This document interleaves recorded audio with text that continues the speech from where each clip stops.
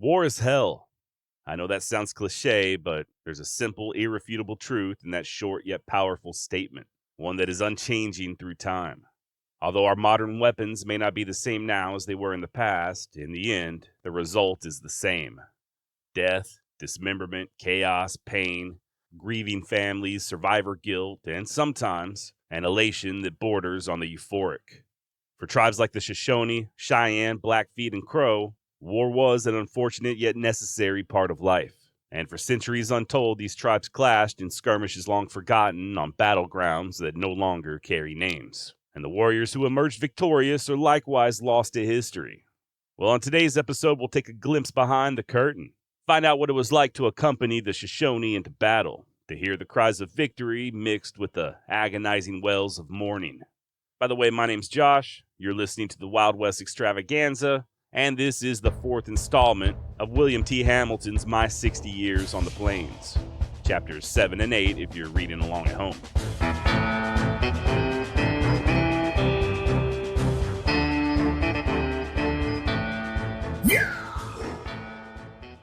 The Shoshones expected to remain in this camp for several days, to give their women an opportunity to finish dressing robes and drying meat. The grass was good, timber was plentiful, and a few buffalo were on the prairie. To supply the camp with fresh meat and to scout for war parties would keep the young men busy. So Washakie said. In the meantime, the Indians were having a joyous time dancing over Blackfeet scalps. I passed the time in visiting all the lodges and studying the habits and customs. I was becoming interested and had a desire to learn everything pertaining to Shoshones, so that I could ascertain the difference between them and other tribes that I might come in contact with.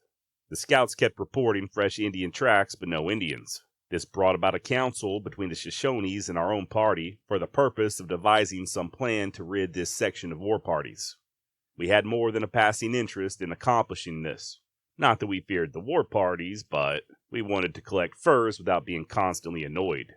Williams was the leading spirit in the council. After much deliberation, it was decided to form 3 parties of 25 each, who should operate in conjunction, some of our party to be in each of the 3. By daylight of the following morning, all were ready, and we silently left the village, taking the routes selected.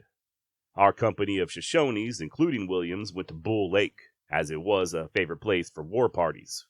Indian tradition had it that the father of all buffaloes roamed around this lake. From the high knolls surrounding the water, one could sweep the country for miles with the aid of a spyglass, and could readily discover any Indian village or trapping outfit. When we reached Bull Lake Creek, where it forms a junction with Big Wind River, we saw fresh pony tracks coming from the east side of Big Wind River and going up the creek. It was impossible to tell the number as they traveled in single file. Every foot of this section was known to the Shoshones, which was of great advantage. We went up the creek about 3/4 of a mile when the country became rough. 3 of the young men now dismounted, stripped, and went on ahead to scout, we holding the horses. When we received a signal from the scouts, we would advance to the point explored. It was just about this time that we heard shots from the east side of Wind River, and we felt certain that one of our parties had come into contact with the hostiles. Our scouts approached a high-timbered knoll and discovered a band of Indians running towards a high ridge, looking in the direction from which we had heard the shots. Our scouts returned on a run and mounted. Moonhavy, a noted chief and warrior, took the lead, keeping under cover so as not to be observed by the Indians on the ridge. We continued on for a half a mile and came to a crooked draw which headed up on the ridge. The chief wheeled and went up this draw for 1/4 of a mile and halted.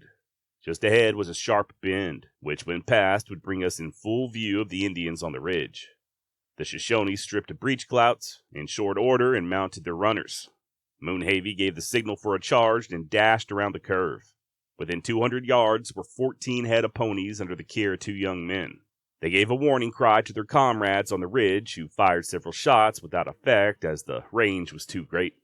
With a furious yell, the Shoshones charged on the 2 men, who tried their best to mount, but were soon on their way to their happy hunting grounds. The Indians on the ridge, seeing the 2 men fall, disappeared. Our party divided, one going to the right and the other to the left until about 300 yards apart, when both parties started up the ridge. And upon reaching the top, we saw the Indians about 1/4 of a mile distant, making for Wind River where cottonwood groves were visible. Once there, they would be able to stand us off for some time and more than likely kill some of us. The country was comparatively level to the river, with the exception of 2 steep draws, which we crossed at a run. If the war party had used good judgment, they would have taken possession of some of these draws, but their minds must have been set on the timber in the river. The war party next scattered, which was another blunder, as they must have realized that they could not reach the timber and that we outnumbered them 2-1. They should have remained together and taken possession of some buffalo waller, for there were plenty of these around. I failed to see the wonderful strategy with which Indians are credited. I had a quick eye and I observed every move of both parties. When the Indians scattered, they were about 250 yards ahead, and if the scene that followed could have been reproduced on canvas, it would have been worth a fortune. It was a scene that occurs only in actual warfare. The Shoshones gave yell after yell, charging madly and almost recklessly. The chief warned them to be careful, but they paid no attention to him, for in a case like this, it is a great feat to take the first scalp, and the successful warrior is greatly praised in their village. His lady-love guides the other girls, claiming her lover as the bravest of the brave, first among their enemies. I believe the same rule exists among the pale-faced girls when a lover has performed a heroic act. The war party dropped blankets and war sacks, which contained tobacco, pipes, moccasins, and other things, thinking that the Shoshones would stop and pick them up. But the Shoshones charged on, redoubling their yells. It was a wild scene for a few moments, shots and arrows flying in every direction. Williams, Moonhavy, and myself had the fleetest horses and reached the Indians first. Williams killed the first Indian, while Moonhavy and I both fired at the same time, and both missed, which chagrined me greatly. I dashed after a tall Indian who had his arrow strung, passing him at a run. We both fired at the same time, his arrow lodging in the fleshy part of my horse's shoulder, which would have ruined him if the arrow had been forced behind it. But the Indian was scared. My shot knocked him down, and I heard Williams yell out, "Well done, boy!" There were only 3 left, and they were having a combat with a few young Shoshones who were doing poor execution. Some older men stepped in and put a hiatus to any further fighting by sending the 3 to join their companions in the happy hunting grounds. After lifting hair and collecting plunder, we returned to where we had left the captured ponies. 7 of them belonged to the Shoshones, having been stolen by the Blackfeet. 5 of them belonged to Kentuck's party, and there were 2 strange ones, which Moonhavy forced Williams and myself to accept.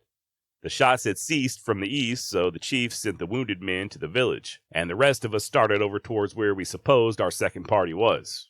We discovered them clustered together near a spring. One Shoshone was dying, having been shot through both lungs, and 3 others were wounded. They had come in contact with 9 Blackfeet, who had taken possession of a rocky knoll and made a breastwork on it. The 2 opposing forces had exchanged shots for some time without any apparent result, as fearless Evans remarked. Council was held, and it was agreed to charge the knoll from 2 sides. 6 Indians were left behind to cover the charge by continuous firing at the breastwork. With a yell and a rush, the knoll was charged, and a quietus was put on the 9 Blackfeet in short order. Evans had his cheek split open with an arrow, and Kentuck received a slight wound in the left arm. Williams always earned a supply of court plaster, lint, and bandages for such emergencies, and soon fixed up the men. After dressing the Indians' wounds, we took 2 long poles and fastened one on each side of a gentle pony, lacing a pair of blankets to the poles. On this we put the dying Indian and set out for the village. The other wounded Indians rode ponies and, fool-like, were proud of their wounds. We reached the village at 3 o'clock and were met by half of the tribe, who wanted to ascertain the cause of our slow approach. And now there was a mixture of joy and sorrow blended together. The relatives of the dead man mourning and making the night hideous with dismal howls, others singing, yelling, and sending forth war whoops parading the village, and recounting in detail all the incidents pertaining to the fight and the extermination of those dogs of Blackfeet. The third party had not as yet returned. In going through the captured war sacks, we found 2 white men's scalps, which Kentuck recognized as belonging to his partners. He buried them, saying, "I am not acquainted with their relations, or I would send or take the scalps to them." Williams assisted me in cutting the arrow point out of my horse's shoulder, and he soon recovered, which highly pleased me. He and I were greatly attached to each other, and I used to feed him sugar every day.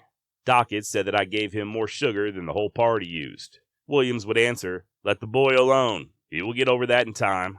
But I never did while I owned Runner. Sugar was then worth $1 a pound. Scotty and Russell were with the third party, and Washakie, with all the head men of the village, held a council with Williams and Perkins to talk over the situation. They came to the conclusion that there were no more Blackfeet in the country, and that the third party had come in contact with Arapahoes, Crows, or Kalispels. Hey, we'll get back to the story in just a moment, but first, I gotta be honest with you. I'm doing this full time now. The Wild West extravaganza is, as we speak, my job. And to tell you the truth, this is sort of a gamble. I'm gambling on myself, and I'm gambling on you. To make this work, and to continue bringing you true tales from the wild and woolly West, in an unfiltered and uncensored fashion, I'm going to need your support. And at this moment, the absolute best way you can support the Wild West extravaganza is by becoming a member of Into History. Into History is a podcast subscription channel made by history lovers for history lovers. Not only will you get to listen to the Wild West extravaganza ad-free, but you'll gain early access before anyone else. You'll also get bonus content. There is currently Wild West extravaganza content on Into History that you cannot hear anywhere else, not even on Patreon. And there's a lot more to come. You'll also get to participate in the book club, the community forum, the upcoming live streaming events, and, best of all, you won't have to hear my annoying-ass voice break into the middle of a story like I'm doing right now. And guess what? You also get everything I just mentioned from all the other shows in the Into History universe, offering the same perks. Come on, what are you waiting for? Go to intohistory.com/Wild West Extra. That's intohistory.com/Wild West Extra to become a member today. I love you, and thank you very much for assisting me in helping to keep the Old West alive. Back to the show. Washakie finally decided to dispatch half of a dozen young men to scout the country as far as Owl Creek Mountains, a distance of 20 miles, and to return at once unless they discovered something which justified a further advance. The party was led by the chief's oldest son, a brave and energetic young warrior bearing a remarkable resemblance to his noted father. They left, leading their running horses so that in the case of an emergency they could either fight or run as circumstances warranted. In the afternoon of the next day, the third party was seen slowly approaching, and it was evident that it included some wounded. The Indian women who had husbands or lovers of the party became most anxious. Some of the Indians with spyglasses ran to the high ground to count their number, and soon made out 33, which was the full complement, including the 6 young scouts. On the arrival of the party in the village, it was found to contain 6 wounded, including Scotty and Russell. The former was shot under the left collarbone, and Russell had received a glancing shot in his scalp. A close call, as Perkins remarked. They had met a war party of 20 pagans on the summit of Owl Creek Mountains. Shots were exchanged with little damage, and the Shoshones finally charged the hill. It was during this charge that Scotty and Russell received their wounds. The pagans retreated, leaving 2 of their number. The Shoshones followed them about 20 miles, keeping up a running fight until the pagans got into a strong position, then they withdrew. On the way back, they lifted the hair of the 3 killed in the running fight and the 2 killed on the hill. They also collected considerable plunder, including 5 good ponies, giving Scotty and Russell their share. The leading chiefs now held a council and decided that there were no more war parties in that section. All the Indians were jubilant, and they went about saying that now all of their enemies would fear them. They calculated without their host, as the saying is. When what had taken place became known among the Blackfeet and the pagans, they would be sure to hold a great council and court some plan whereby they could revenge themselves upon these dogs of Shoshones for the loss of their brave warriors. As I previously stated, Indians never consider themselves the aggressors. It is enough that they have lost warriors. That same day, we wound up our trade with the village and began to pack up. Williams induced Washakie to take all of our furs to Fort Bridger, as well as the 6 packs belonging to Kentuck's party. The Shoshones intended to go by the South Pass route, while we purposed to cross the mountains and follow down Green River, collecting furs and bear hides en route. Bear hides were still prime in the mountains and were valuable. On the second day, we parted company with our friends who urged us to stay. By this time, I was almost equal to the best sign talker in the village. Bear in mind that not all Indians are good sign talkers. Dunces among them are as common as among whites. Washakie would look at me quizzically and ask me with what tribe I had been raised. He could not or would not believe that this was my first experience among Indians. He would say to Williams that I could ride a horse as well as any of his young men and was their equal in shooting, while in fact I was their superior with both rifle and pistol, thanks to my early training. I mystified and bewildered them by turning handsprings, My health was splendid and I was surcharged with energy. As we now had 11 in our party, we apprehended no more danger from war parties. But traders find trappers never relaxed in their vigilance in those days. He who did so often came to grief. If asked to compare the horsemanship of the Cheyennes and the Shoshones, I should say that they were equally skilled. Both can accomplish the difficult feat of retaining their seat on a horse while life remains, and they are like a cat, tenacious of life. When wounded, they retain their seat by winding a hair rope around the horse's body. Sometimes they put their legs under this rope, tight to the thighs, and sometimes bring the knees up so as to form an acute angle, the rope passing tight over the thighs and under the calf of the legs. They can lie on the side of a horse in action, and if wounded, will retain the seat until out of danger of enemies. I have heard some men claim that an Indian could lie on the side of a horse and shoot under its neck with a bow and arrow, without the use of pad, saddle, or rope. To my knowledge, such is not the case. I have many times been in action with mounted Indians, and I have never seen it accomplished. An Indian dreads to use a rope when approaching trappers in a fortified position, or when brought to bay. Trappers will kill the horse first, and then they are sure to get the Indian. As hunters and shots, the Shoshones are superior to the Cheyennes, for the reason that they are more of a mounted Indian and hunt more small game. The domestic habits of Shoshones are commendable for Indians. They are clean, inclined to be proud, and think a great deal of their women and children. They like to see them well dressed, as Indian dress goes. Many of them have more than one wife, but one of the wives is superior to the others, who do all the hard work such as dressing robes, collecting fuel, and packing horses. Take them as a whole, the Shoshones are a contented and hospitable tribe, and no doubt, owing to Washaki's great influence, friends of the whites. We remained 2 days at Bull Lake and caught many beaver. I was now becoming very successful in trapping, and caught as many as any of the outfit. Williams taught me to skin, flesh, and stretch, in all of which I soon became proficient. Furs indifferently handled always bring a low price on the market. We next crossed the mountains to the west fork of the Green River, and found furs in abundance. We also found black, brown, and silver-tip bear, getting several fine hides. I went with Perkins on my first bear hunt. We succeeded in coming upon 2 black bears and getting within 100 yards, without the bears scenting us. Perkins told me which one to aim at, and we both fired at the same time. His bear made one forward jump and then rolled over. Mine fell forward, growling and trying to get up, but unable to do so. I put another shot in the bear's head to finish her. Of course, I felt very proud of my first bear, though in latter years I learned that it was easier to kill a bear than an antelope, provided you know where to shoot it. You are sure to get any animal shot in the shoulder blade, because they cannot travel. It has often been said that bears are the most ferocious animals in protecting their young. Such a statement is false, as I have many times seen a she-bear run away from her young, which were picked up and carried away into captivity. The mountain lion, so much dreaded by many, is cowardly and is only dangerous when cornered. The great danger in bear hunting is when a wounded one gets into a thicket. In such instances, a good bear dog is needed. We shot 2 more bears that day, making a load for the pack horse. Perkins said to me after supper that night, "Now, young man, I am going to give you a practical illustration of how to shoot not only bear, but all other 4-legged animals."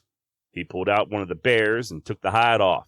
Next, he spread out the legs and put the bear on its belly. He then cut the ribs from the backbone, cut down the flank, and pulled down the sides, so as to give me a view of the bear's internal organs. He then showed me where to shoot from any position that it was possible for the bear to be in, and told me particularly to note how low the vital parts lay. I profited by that lesson and never forgot or deviated from it. I would advise all persons to do likewise with their first bear. I would also advise them never to go into a thicket after a wounded bear, and not to hunt bears at all unless they have confidence in both their rifles and their own nerves. Many men are used up by wounded bears through their own ignorance. Our wounded men had by this time recovered sufficiently to take an active part in collecting furs. We caught a quantity of marten and a few fisher. The latter is classed as American sable, with a demand 20 times greater than the supply. We remained in this camp on the West Fork for 6 days, and then moved downstream about 25 miles and camped in a most beautiful place, an ideal spot for the poet to become inspired with the beauty and grandeur, and to be awed by the lofty peaks which ascended above the clouds. At this camp we made a great catch of bear, having piled up a lot of beaver carcasses to attract them. I became expert in bringing down bear with the first shot. The men were all fine shots. They could not be otherwise after such long experience. They often received great praise from people for their expertise with firearms, but no more than they merited, for an American mountaineer had no equal on the globe. It was necessary that they should be expert, for they carried their lives in their hands.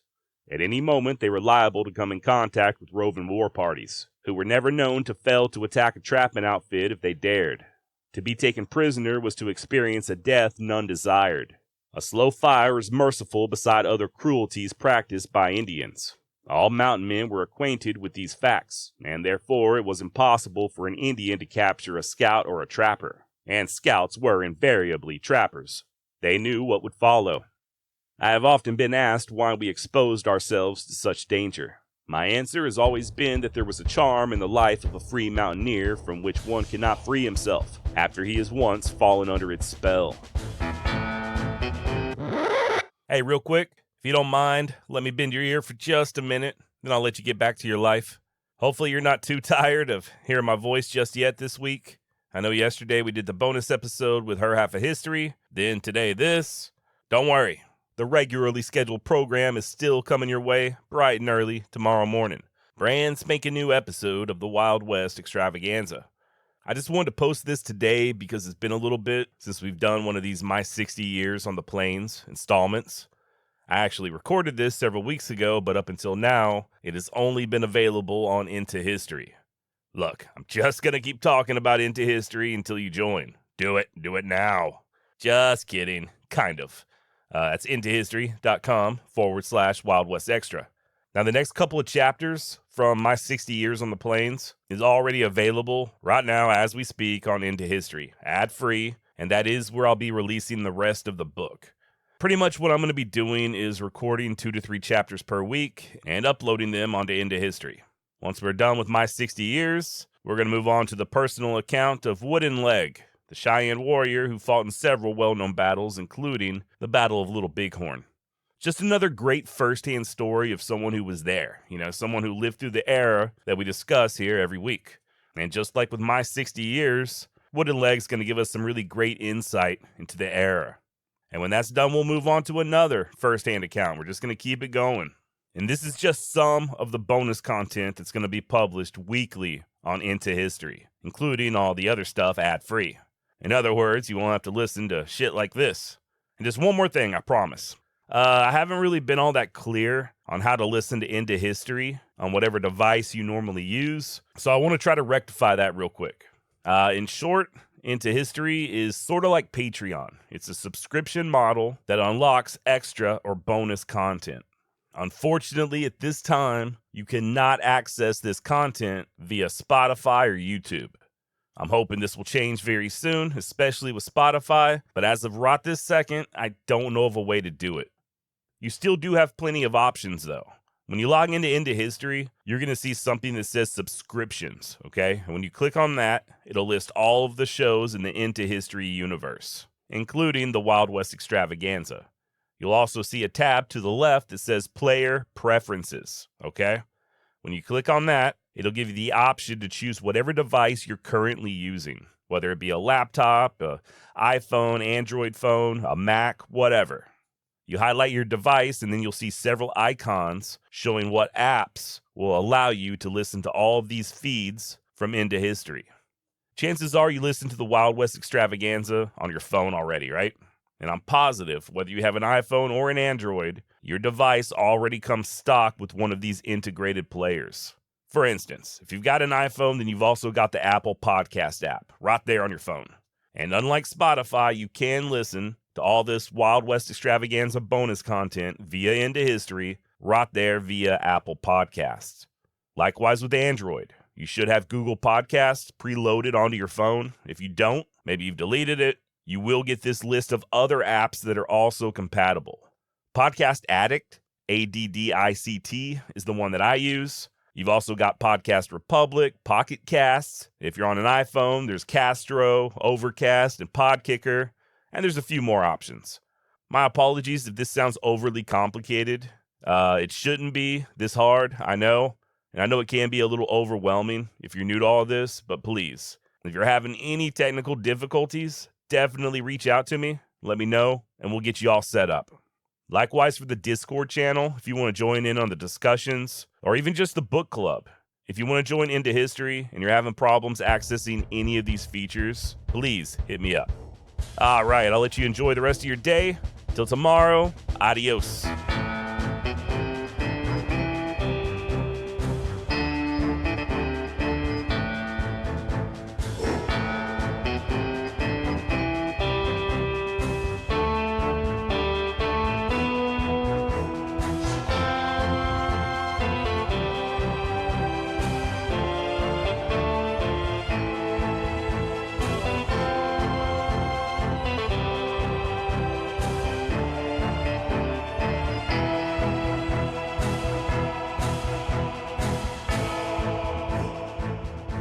Next, you spread out the legs.